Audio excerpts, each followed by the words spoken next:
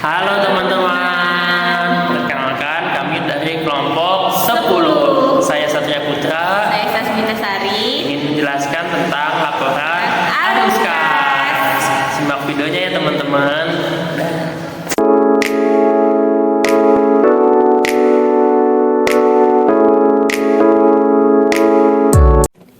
Assalamualaikum warahmatullahi wabarakatuh. Pada kesempatan kali ini saya akan menjelaskan tentang pengertian laporan arus kas.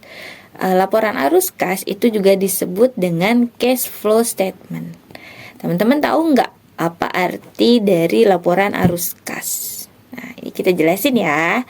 Nah, laporan arus kas itu adalah laporan keuangan yang mencatat semua aliran masuk dan keluar uang tunai dari sebuah perusahaan dalam periode tertentu. Nah, laporan ini berfungsi untuk menunjukkan dari mana sih uang tunai itu berasal dan kemana uang itu digunakan. Nah, laporan ini juga sangat penting karena menampilkan kondisi real uang tunai yang tersedia yang seringkali dianggap memberikan gambaran yang lebih akurat tentang kesehatan keuangan perusahaan dibandingkan hanya melihat laba bersih. Nah, jadi laporan arus kas ini sangat penting ya, teman-teman. Next, selanjutnya kita akan belajar tujuan dari laporan arus kas. Nah, teman-teman ada yang tahu nggak? Sebenarnya apa sih tujuan kita buat laporan arus kas? Ada yang tahu? Oke, ini kita bahas ya. Nah, yang pertama, untuk menilai likuiditas dan solvabilitas suatu perusahaan. Artinya, laporan kas bertujuan untuk mengukur kemampuan membayar utang jangka pendek dan bertahan dalam jangka panjang. Nah, yang kedua, untuk memprediksi arus kas di masa depan. Jadi, laporan arus kas ini akan menjadi dasar untuk memperkirakan kemampuan perusahaan mendanai kebutuhan di masa depan. Yang ketiga, untuk mengevaluasi kinerja manajemen. Nah, si laporan arus kas ini akan menilai nih seberapa efektivitas manajemen dalam menghasilkan kas positif dari kegiatan inti bisnisnya. Nah, yang keempat, untuk mengidentifikasi perbedaan laba bersih dengan kas. Nah, laporan arus kas ini menjembatani kesenjangan antara laba bersih dan arus kas bersih. Nah, begitu ya teman-teman, itu semua tadi tujuan dari laporan arus kas. Kita akan bahas kas dan setara kas. Ada yang tahu nggak teman-teman, kas dan setara kas itu apa sih? Nah, kita bahas ya. Oke, kas adalah uang tunai yang benar-benar ada di tangan perusahaan. Itu meliputi uang fisik di brankas perusahaan dan dana yang tersimpan di rekening giro bank. Nah, sedangkan setara kas adalah investasi atau surat berharga yang memiliki sifat yang hampir sama dengan uang tunai. Nah, untuk dapat diklasifikasikan sebagai setara kas, aset harus memiliki dua syarat utama. Yang pertama, dapat segera dicairkan. Artinya, aset tersebut harus dapat segera diubah menjadi uang tunai tanpa mengalami penurunan nilai yang signifikan.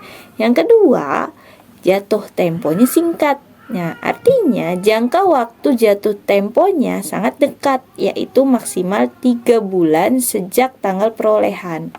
Nah, batas waktu yang pendek ini membuat resikonya sangat rendah terhadap fluktuasi suku bunga.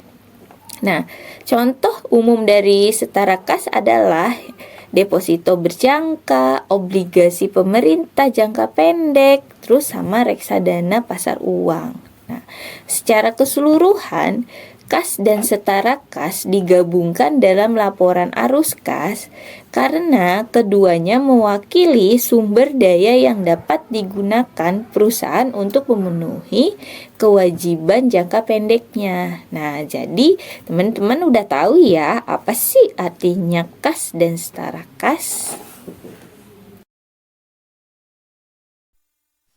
Baik teman-teman, setelah sebelumnya kita telah membahas laporan arus kas, apa itu laporan arus kas, serta tujuan utama dari dibuatnya laporan arus kas, lalu perbedaan kas dan setara kas. Selanjutnya kita akan membahas 3 komponen utama dari laporan arus kas. Nah, komponen utamanya apa aja sih? Nah, komponen utama dari arus kas ini terbagi menjadi dalam 3 bagian. Yang pertama ada arus kas dari aktivitas operasi. Yang kedua ada arus kas dari aktivitas investasi. Dan yang ketiga itu ada arus kas dari aktivitas pendanaan. Masing-masing dari ketiganya mempunyai perbedaannya masing-masing. Saya akan sedikit menjelaskan satu persatu dari 3 komponen utama itu. Yang pertama ada arus kas dari aktivitas operasi. Nah, apa sih arus kas dari aktivitas operasi?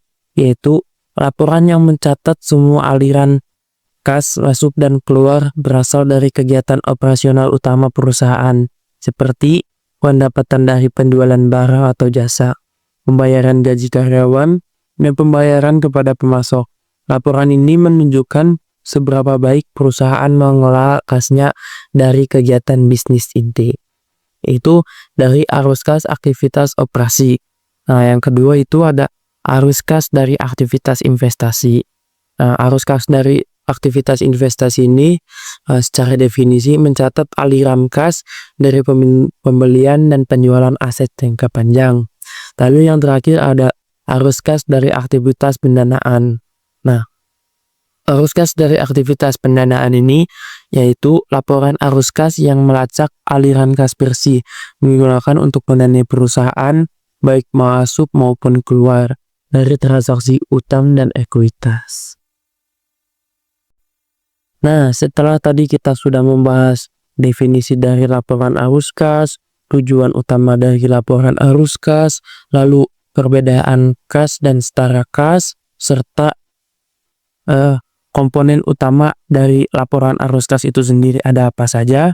Nah, bisa disimpulkan bahwa laporan arus kas memberikan gambaran yang lebih akurat tentang kesehatan keuangan sebuah perusahaan dibandingkan laba bersih. Karena laba bersih bisa saja manipulatif, misalnya adanya piutang yang belum tadi.